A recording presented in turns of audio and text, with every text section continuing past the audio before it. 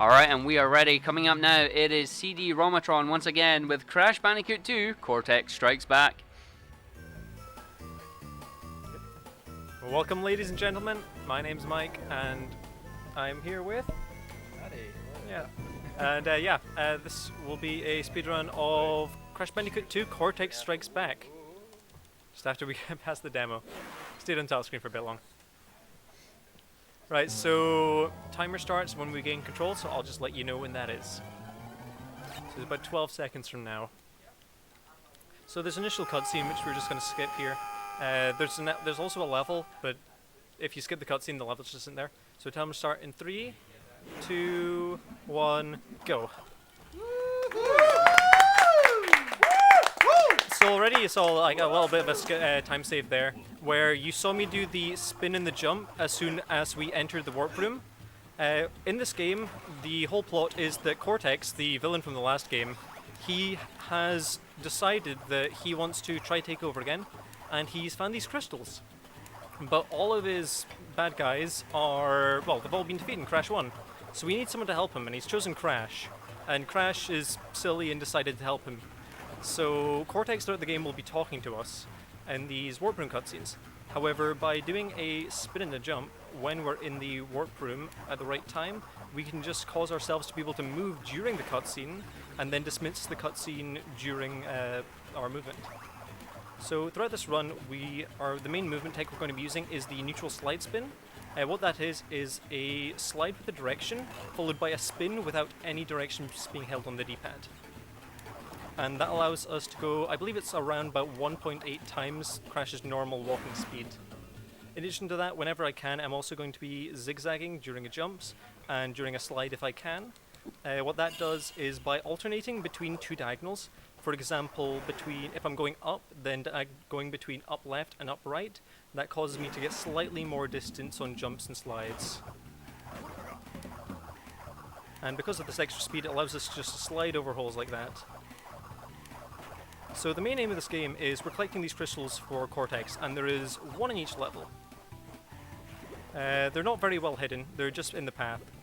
There's a few more collectibles as well, such as the gems, which we'll see one in a moment. However, those are of no interest to us, so we're just going to run right past them.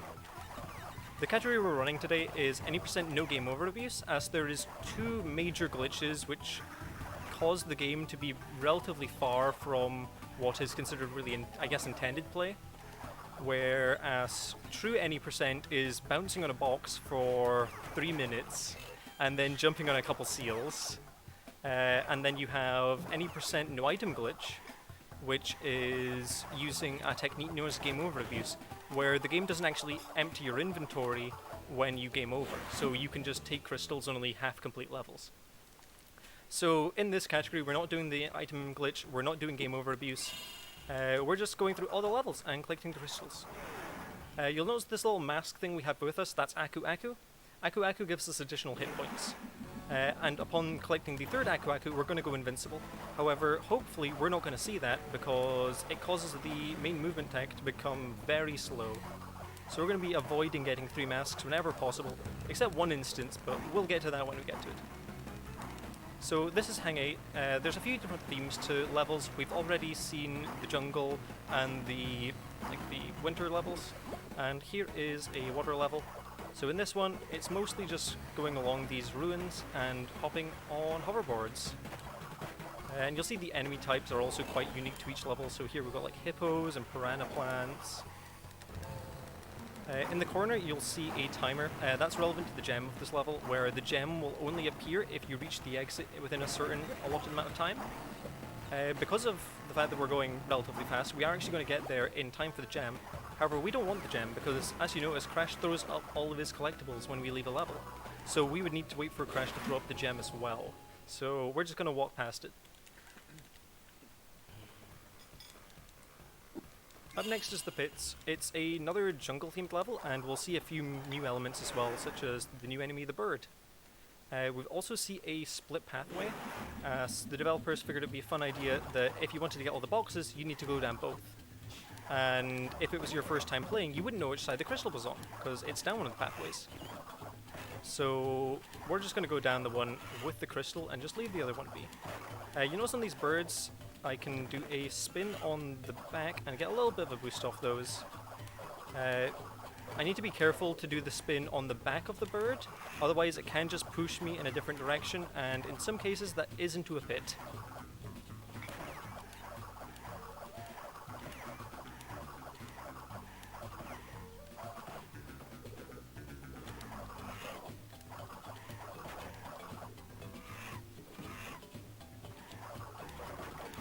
One additional thing to mention is some of the holes I'll be jumping over. You notice whenever I'm doing a jump, I'm usually spinning as well, like that.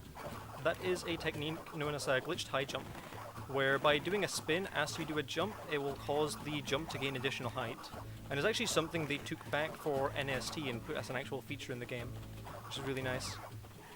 You'll also notice when I'm sliding over pits sometime to do a glitch high jump, sometimes I do the jump while I'm already over the edge of the ledge.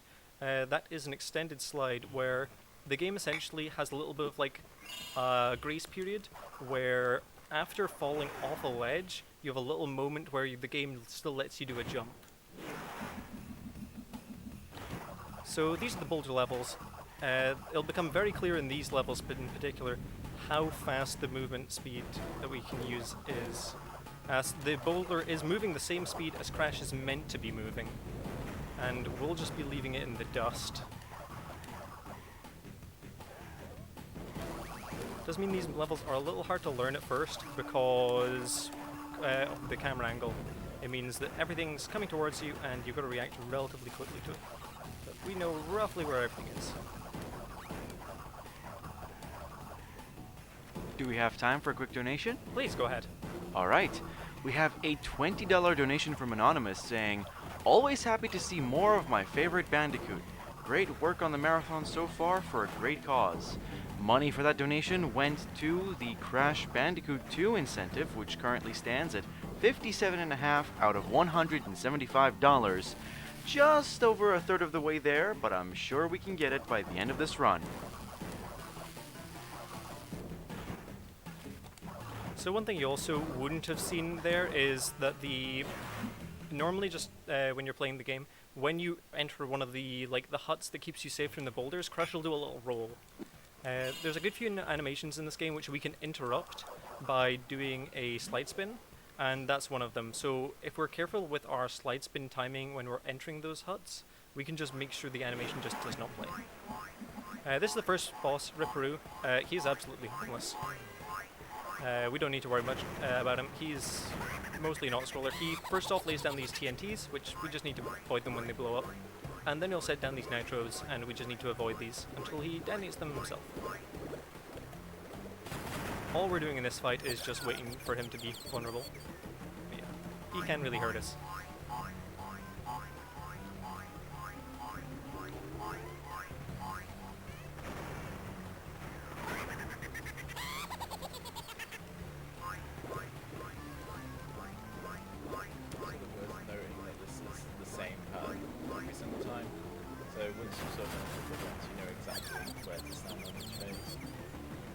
And it's like, even these TNTs, it's like, they're not much of a threat.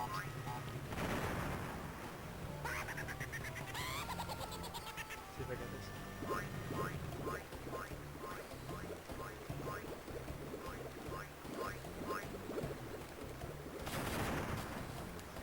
There we go. That was alright. Didn't really lose any time on anything there.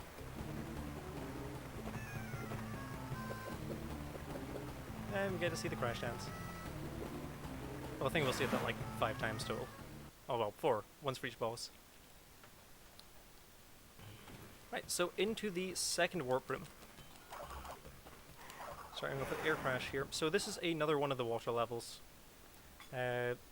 Just as we go through this game, the levels are just slowly going to get more difficult. So, using the various tags, such as the glitch high jump, to make it over a lot of these pits and just not waiting for things.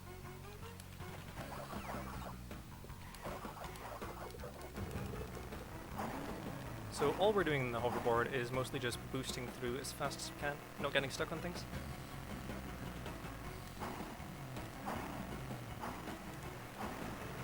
And I like to keep hold of masks because these mines are moving about all the time, and I just want to make sure that if I ever do run into a mine, which I would wait on, I would rather just damage beast through it. I'm just going to wait on these. There we go. So that platform over to our side, that is a death route platform. We're going to be, well, not really using any of them throughout this, but the whole idea of those is it's a platform that only exists unless you've died in the level so far. Yeah, there we go.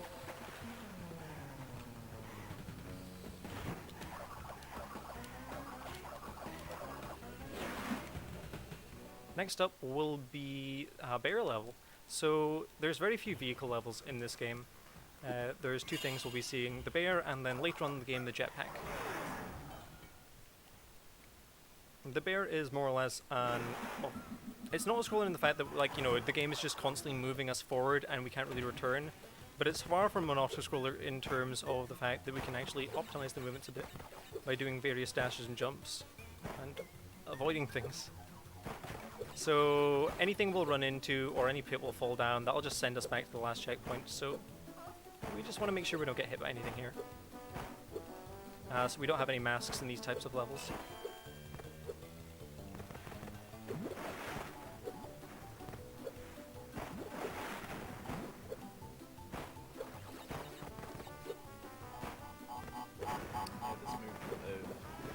Not just charging all the time, but when you jump onto a charge, that keeps that speed. I think it's a little faster actually.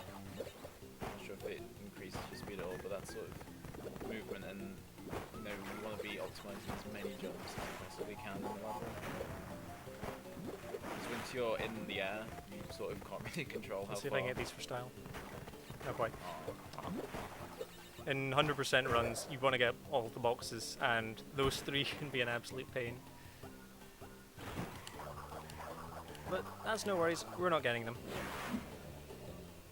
So next up is the level Crash Crush. This is going to be another one of the boulder levels. And I believe this level will also be introducing the concept of the electric fences. So these are fences which we need to slide under and we can't just walk past. So they take up the full width of the corridor.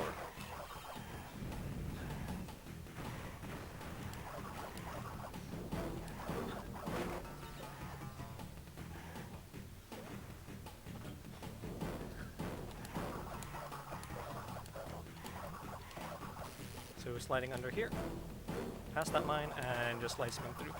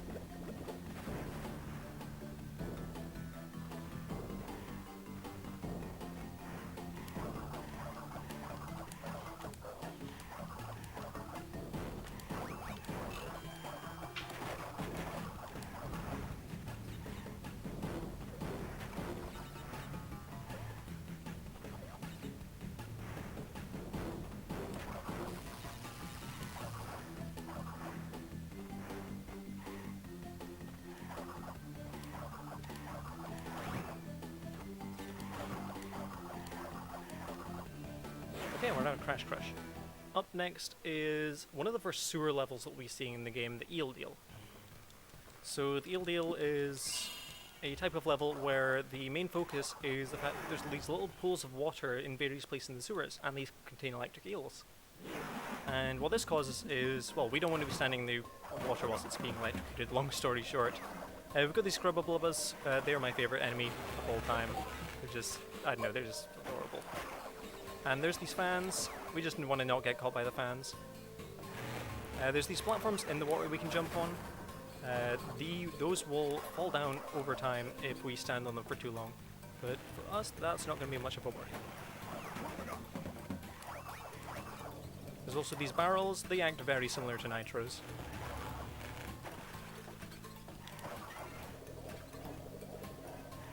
So we're going to go along the left here to get the crystal. and then backtrack along to the right to actually finish the level.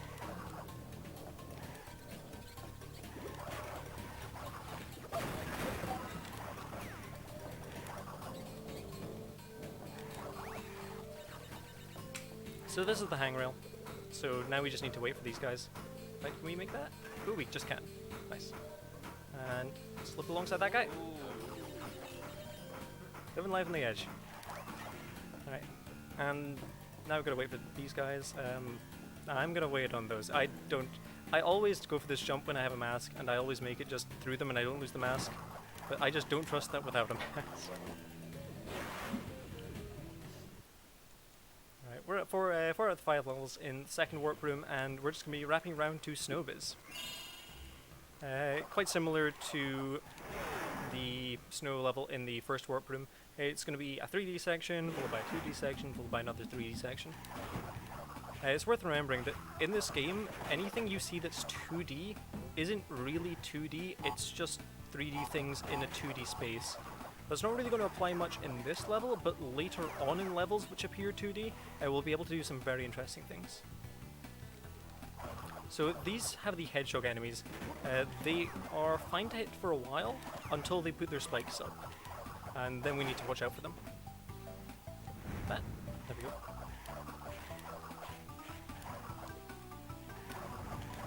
So as long as we take care of the hedgehogs quickly, we have nothing to worry about. We can just slide spin under all that, because we're moving so fast that the enemies don't really have much of a time to catch up to us. Watch out for the 2 seals down here, and we're good.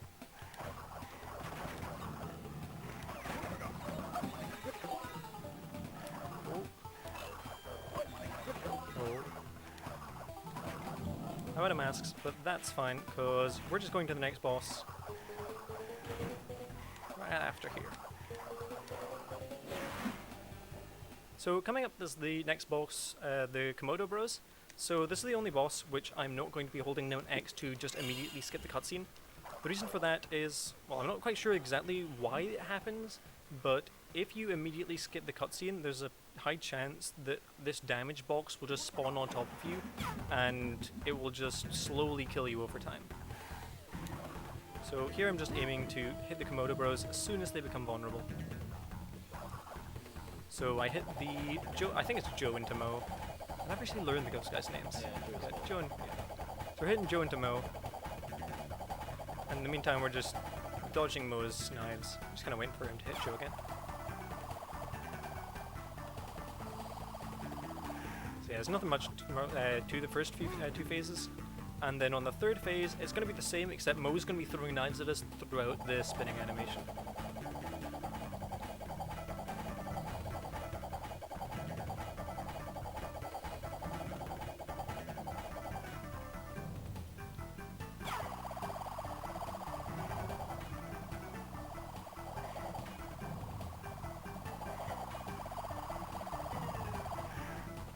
Yeah, they already want to keep some masks, because we're going to be taking these masks into whatever the next level is. In this case, it's going to be another sewer level.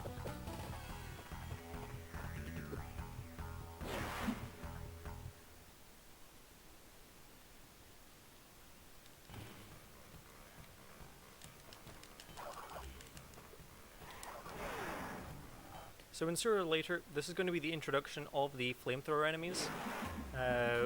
Ideally we want to try slide past them, however it is quite difficult, and I'm keeping the mask just in case we get hit like that, yeah.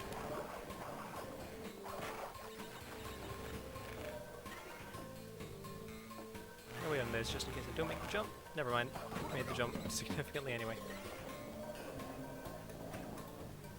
Gonna keep this just in case I get hit on one of the later propellers, because we're going to bypass a few of the flamethrower enemies later on, so I want to keep the masks for those. So if we hit him, we're going to delete one of the propeller blades, and we can just jump through with the 2. Just like that. Wait for that to detonate, and first off we're going to head over to the left, damage abuse, and hit him. Because we need to come down here, get the crystal. Give a mask whilst we're at it.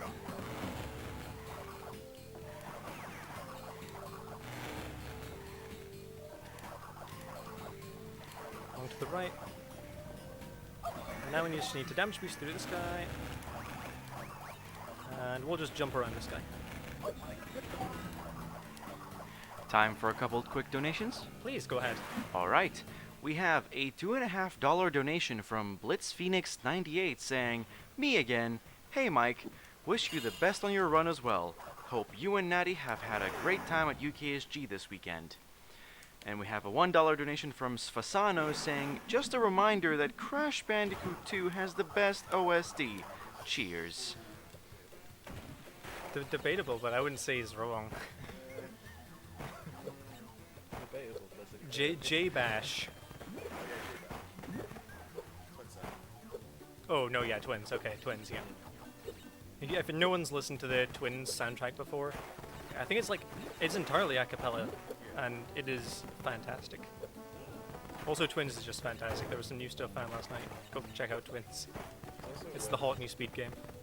Yeah, it's also worth noting that the guy, Josh Mansell, who did all the music for Crash games, is releasing the uncompressed version on the SoundCloud. So if you like the songs from sort of the original Crash games, then you can find them sort of the pre-CD compressed version of those as well.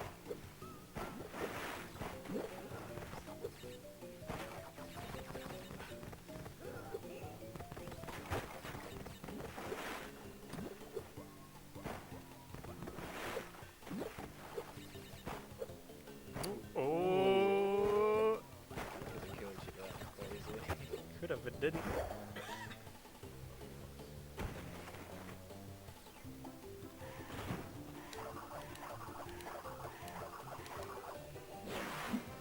So after this, we're going into one of the ruins levels. There's only 2 of these in the game.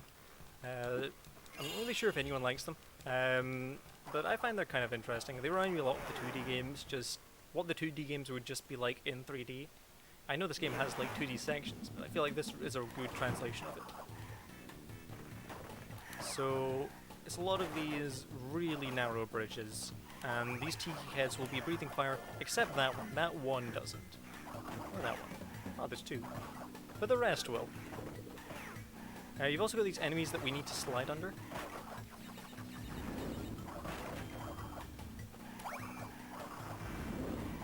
Jump over here.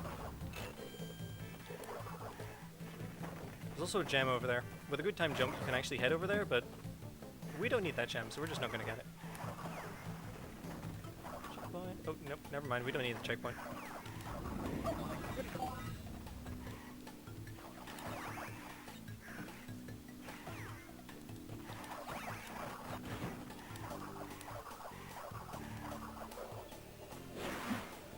That went relatively painlessly. Next up is the final level, which we're going towards the camera. It's unbearable. So we've been running away from boulders for quite a while, so we're going to change it up a bit.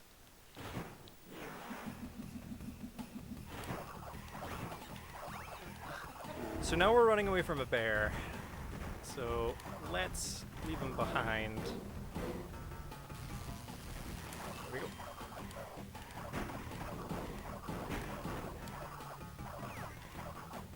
And there's a hole here.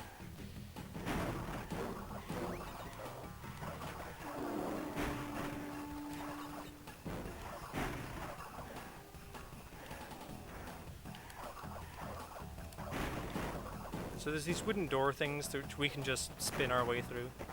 But we just need to remember to actually spin, otherwise they just won't break for us. There's also these lizards who are running away from us. They really don't pose any threat as long as we don't just walk into them. Which, as long as we're doing a neutral slide spin, we're relatively safe.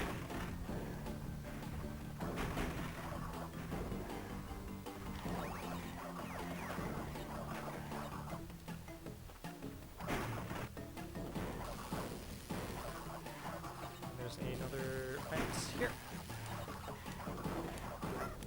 And now we're on a bear, running away from a bear. So much of the same ideas are being passed forward. We just want to be sprinting, sprint jumping whenever we can.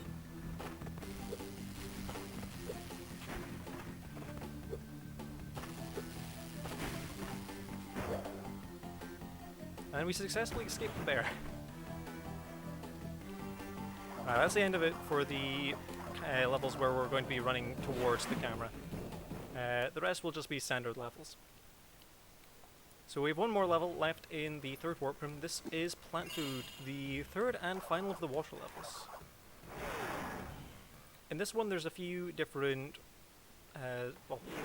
places we can use masks and abuse the masks to go relatively fast in this level and skip some stuff. So we're gonna do some, hopefully get, no, didn't get the slide. Maybe. I don't know, I think it was just like, that was just a spin jump with a nice slide, to be honest.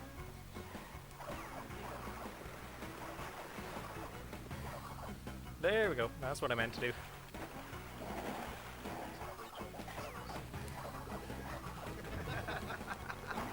So hereabouts, we're hoping to collect 2 masks. There's one here, and there's one slightly later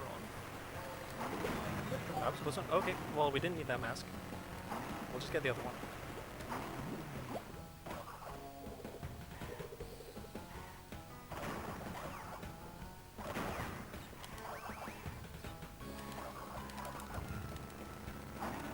So there's the other mask we need, so hopefully we don't lose this.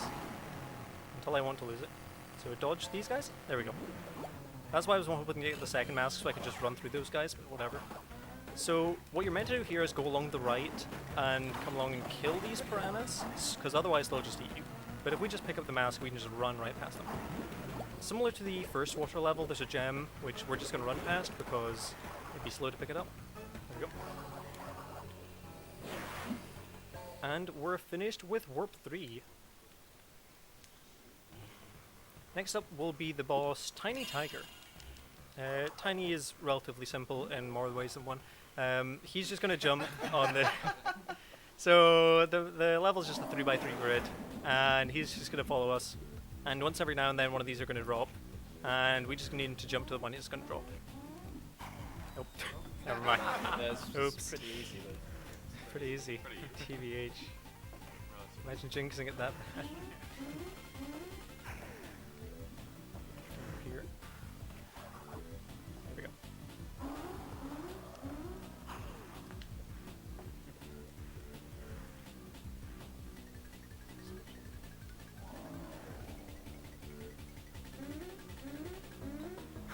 Oh, that was convenient. Oh, that's convenient. There we go.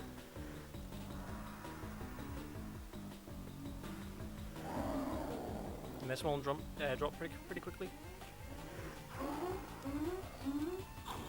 That was a really good third phase.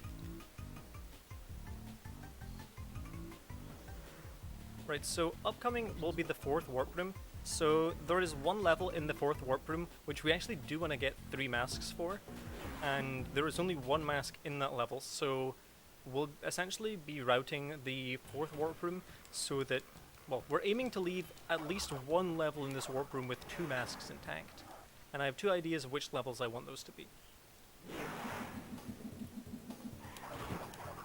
So this is Digging It, one of 2, they're kind of similar to the jungle, except there's a few different themes in these levels, such as the spitting piranhas and the mines from the boulder levels, as well as these tiki heads, some of the electric gate stuff on the boulder levels. There's a few different ideas being thrown around here.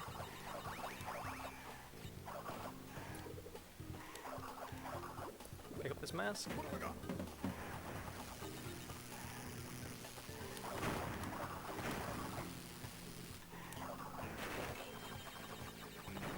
Straight on this.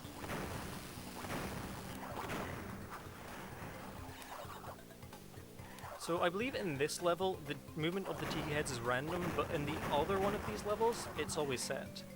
So in this, I just need to react to them. Crystals down this path. Oh yeah, there's also these bees. The bees will chase us and try to sting us, but I mean, we're not really going to see the bees, let's be honest. There's this electric fence, we're just going to jump over it. There's also this, like, I didn't actually mean to show this off. Yeah, so there's this, like, brownie, orangey type ground. The whole idea of that is that you can use that to hide from the bees. However, We don't really need Tide Beast.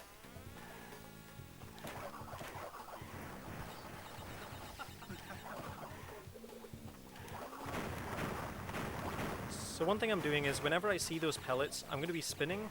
Spinning gives a little bit of invincibility time for the pellets. So by just spinning at the correct time, I can avoid damage from some of those pellets.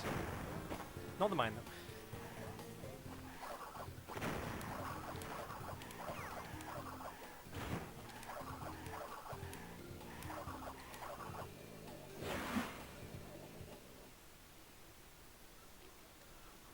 Okay, next up is Cold Hard Crash. Cold Hard Crash is actually the level we are going to be seeing the Death Route platform on, because the Death Route path is actually just relatively quick, and has a mask in it which we can use third mask form in this one. Gonna pick up a mask here.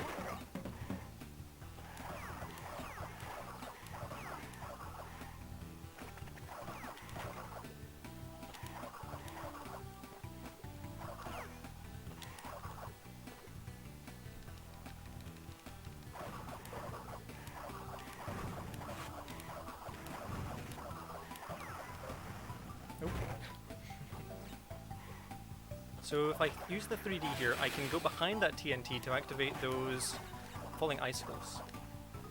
So I want to not get that mask, hopefully. There we go. We're going to get a different mask. Oh, that was close. Alright, so we're taking the Death Route platform up here. And we're going to avoid a few nitros and a few enemies until we get to a mask.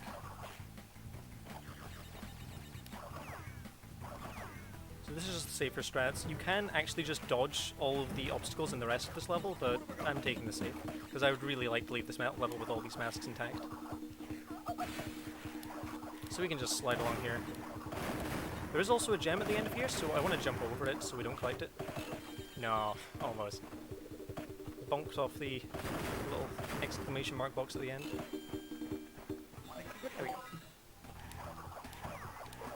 Anyway, we have our 2 masks. We just want to keep these until the end of the level, and then we will go enter level 16 hanging out. So we keep these intact for the rest of this. Just jumping up here. Okay, that's nice. I've once had my jump drop on like the second one of those pillars and just fallen just before the exit. Alright, so we're going to take these 2 masks into hanging out. Hopefully we keep these, and you will see why very shortly.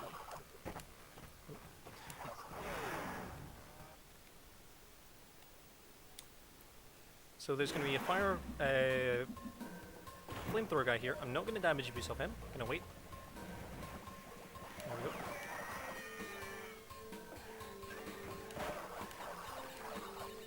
Avoid these. I'm just playing this a bit more careful, just to be safe. There we go. Okay, down here, the handrails. Just gonna wait on these. That's fine.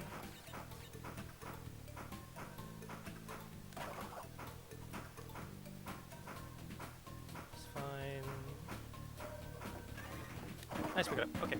So, we have third mask form, and we're walking a little slower than I'd normally be slide spinning. But watch this.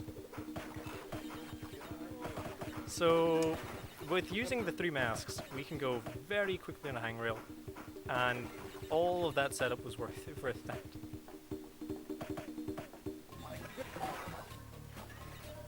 Nice. So yeah, now we can kind of just do whatever with these masks. I think I'm going to keep them and head to Ruination next, because that level can be a bit of a pain.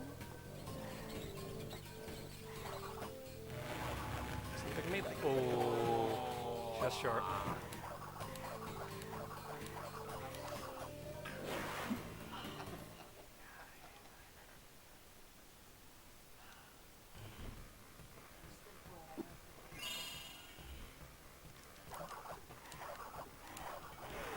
So Ruination is the second of the 2 ruins levels, one of which we saw in the previous warp room. This is basically the same idea, but filled with a lot more traps and just a lot more evil level design.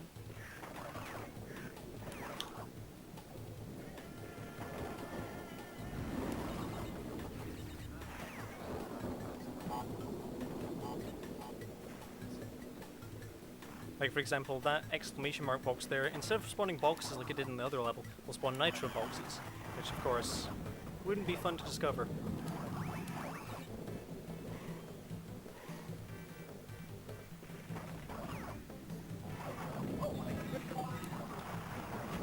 It's fine, there's a few masks in this level, and we don't really need any more masks now that we've gotten the third mask form strat on hanging out, so we can just kind of do whatever here. And these pillars are lined up nicely.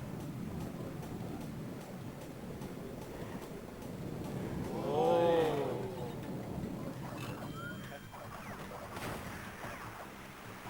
I'm just gonna get the other mask here. One thing I'll just show off because whatever. You can spin these. I don't think anyone knew that as a kid. Like, my mind was blown when I first saw someone run this game, and it's just like, you don't need to jump them? It makes the level trivial, where as a kid that was the hardest shit. Right, next up, final level in Warp 4 is Bee Haven. This is another one of these bee levels, and instead of a single bee, which we could have actually have destroyed last time, which I guess you didn't really see, in this, it's swarms of bees, which we can't spin away. So this time we actually do need to outrun them. I keep dropping my slide spin on those. So just spinning on the red like bricks and such is what causes you to go under it. However, by doing a slide spin, it should be fine. It's just me slightly mistiming the slide spin, which is causing me to duck under there.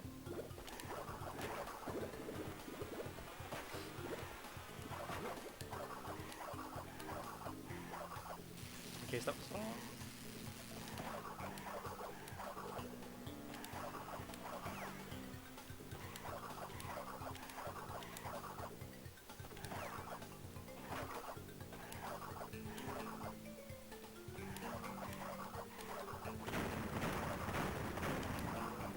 For safety, spin that so no damage.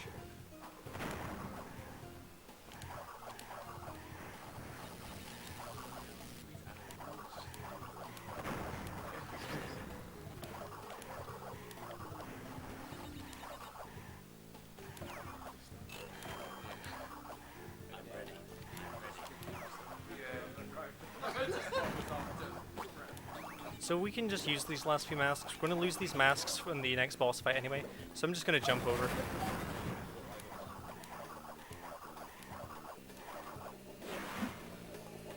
So next up is Engine. Engine has 5 segments of health, but technically we don't need to destroy him 5 times. So his 5 health is broken into the following: 2 shoulders, 2 arms, and like 1 body. So we can take out 2 arms at the same time, and we can take out 2 shoulders at the same time.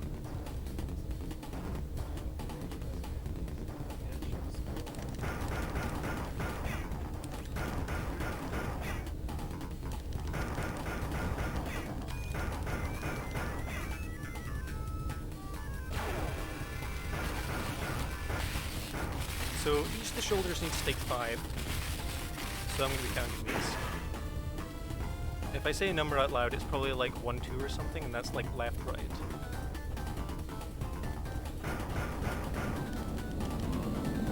I think that was 3, 4? 4, 4, okay.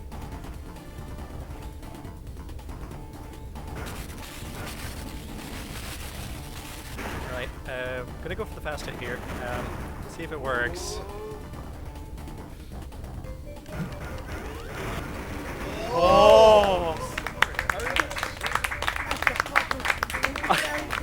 I think the laser did spawn there for a few frames. Ooh, that was scary.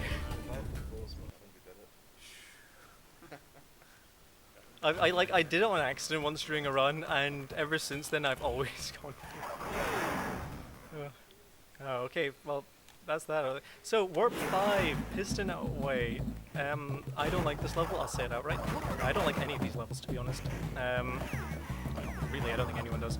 So these levels are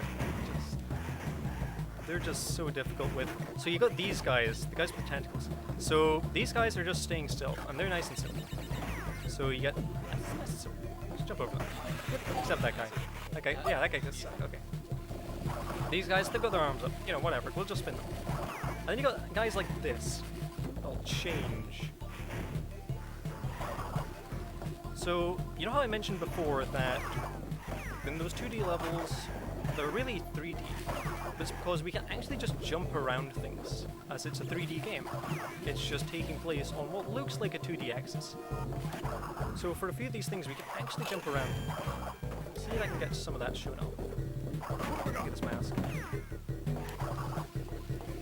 Gonna wait on this guy. I wasn't sure what cycle he was on yet. Just jump on there.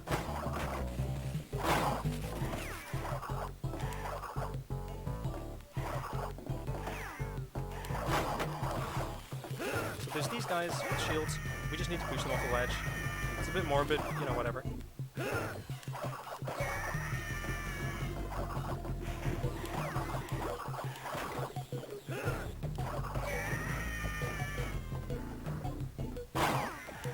Okay, that went okay. Next up is one of the jetpack levels. So as I mentioned before, there was two types of vehicle levels, the bears and the jetpacks. The jetpacks are relatively simple and has a few PAL exclusive, like a little trick thing which I'll show off. I won't be doing pack lists, sorry anyone who was wondering, I'm not doing pack lists. So this is mostly just press X to go fast. We don't need boxes or wampas or anything, so just dash to the exit. So you'll notice there's these scientist guys that are going to be kind of like blocking us effectively, with a fire door behind them, which we need to like. So we need to destroy the scientist to like open the fire door, which is just behind them. Except on PAL we just don't.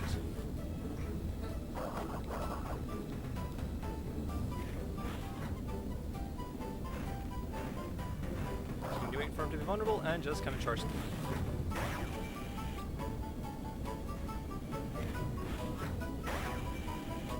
Crystal.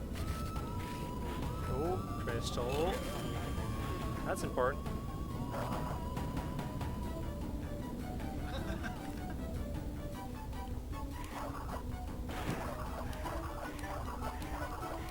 Do we have time for a quick donation? Please go ahead. Alright, we have a $1 donation from Sfasano saying, I think a good donation incentive could be to make the runners speak with a thick Scottish accent. Everybody would love that. And oh, I don't think you need a donation incentive for that.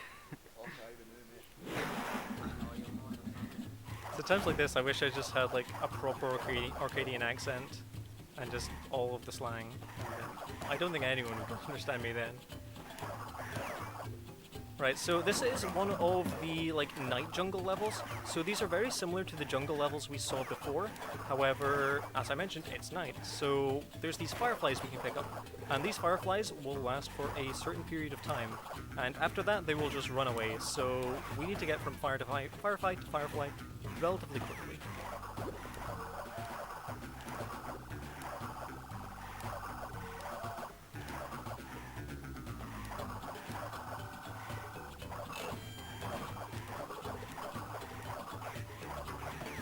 Oh, that was a long slide.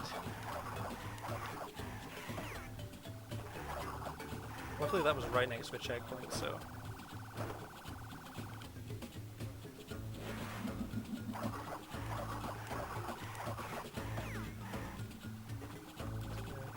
Be careful, there we go.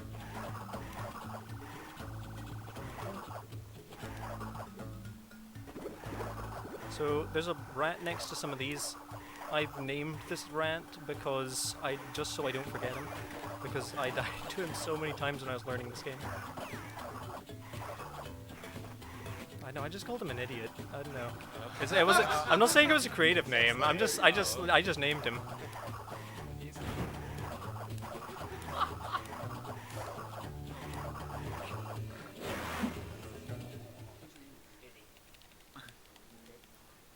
So we have one more jetpack level and then one more space platforming level. The jetpack level, it's just about the same as what you saw before, except it's a little bit more difficult this time around.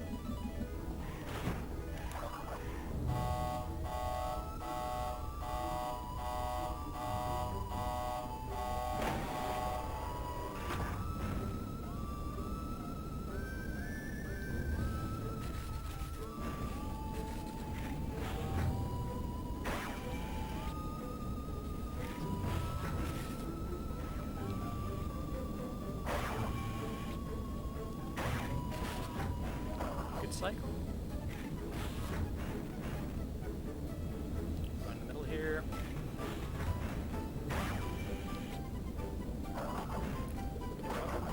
Can I get that mask for safety?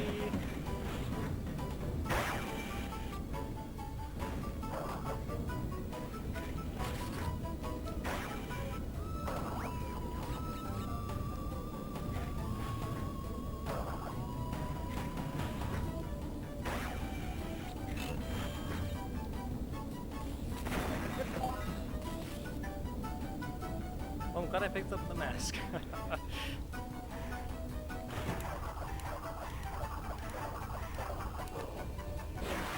Right, so we have one more level to go, which is Spaced Out.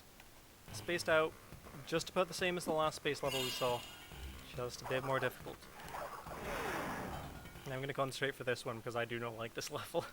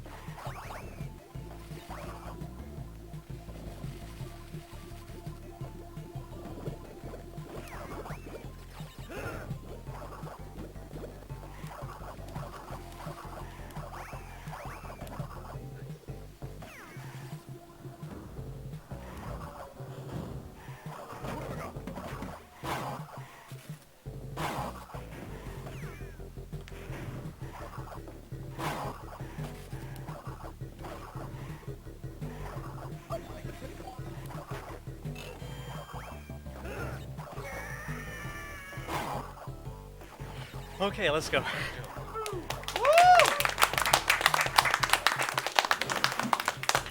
Okay, last up is Cortex. Get ready in time, this fight is short.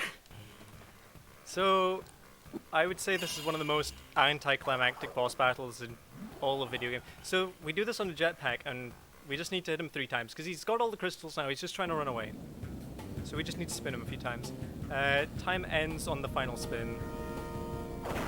There's 1.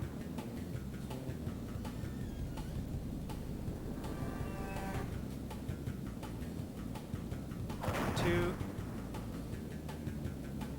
Get ready on time. 3.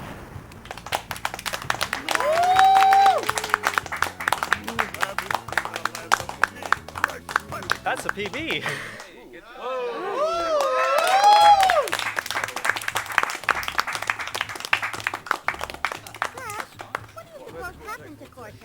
What about the Cortex Vortex? Still up there.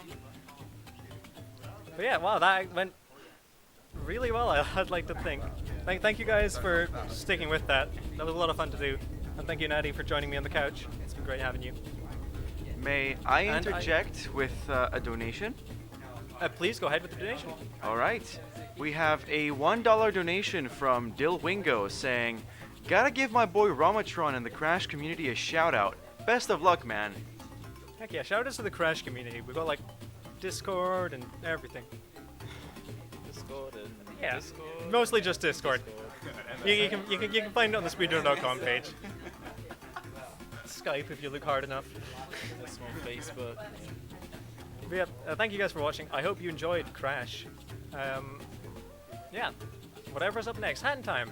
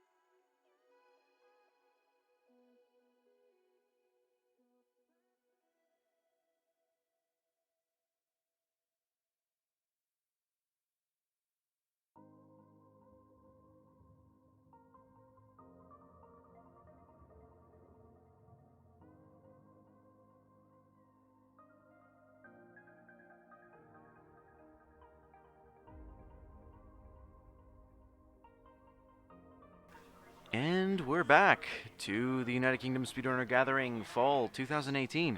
During the break, we had a $20 donation from the BPG13 saying, "Here's my final donation for the event. Glad to see this event has gone down so well and will be watching until the end now."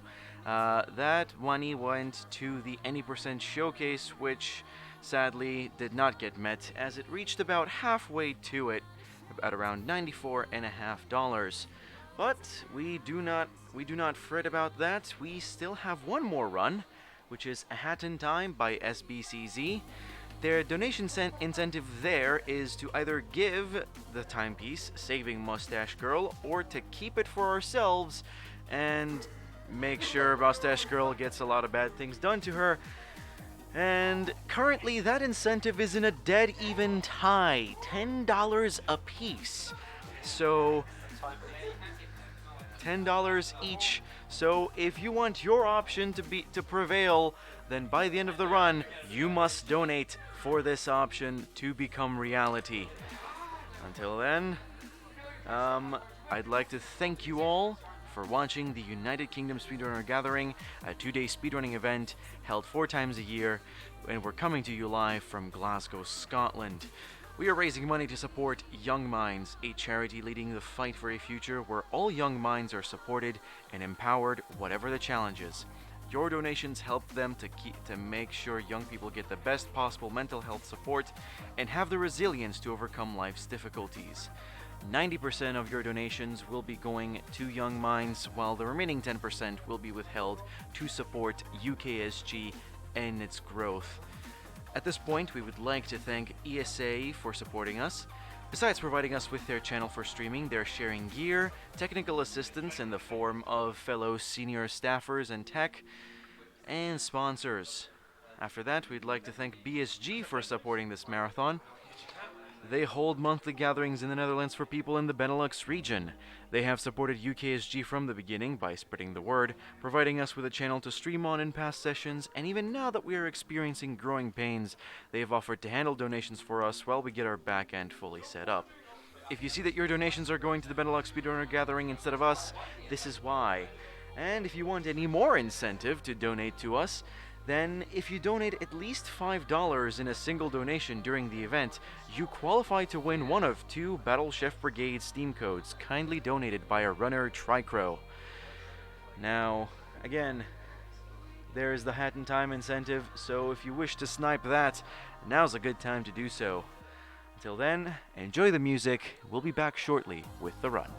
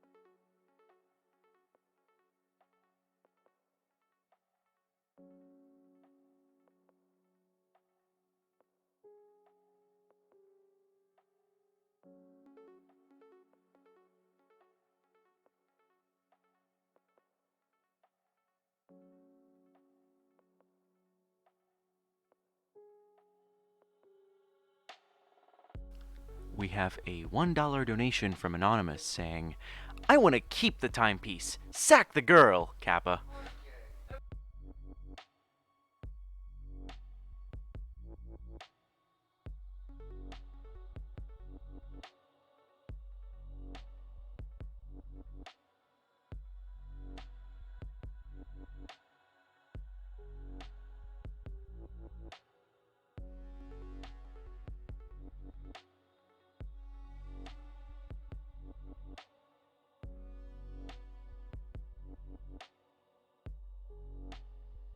We also have a $5 donation from Anonymous with no comment, thank you, which puts their money to Give the Timepiece, which puts it back in the lead with Give the Timepiece in the lead with $15 and keep it at 11. This battle is going strong and it's still anyone's game until the end of the run, which should be in about an hour and 10 minutes from now. So, get those donations in while you still can.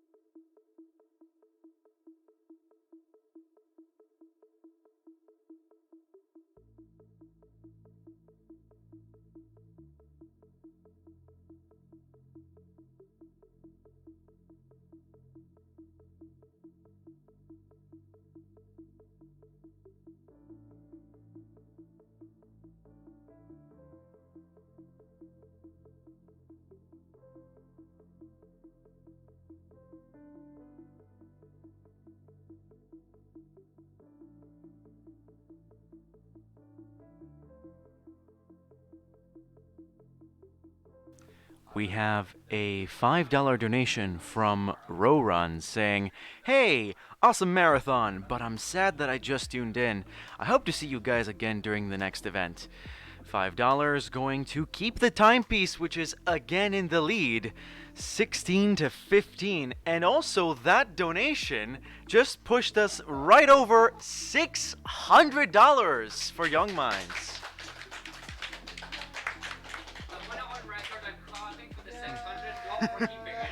Thank you all for your donations. They're all going to Young Minds. Speaking of that question for Roruns, the next event should be happening during the 18th and 19th of January. So if you want to join us either in person or on stream, then tune in then.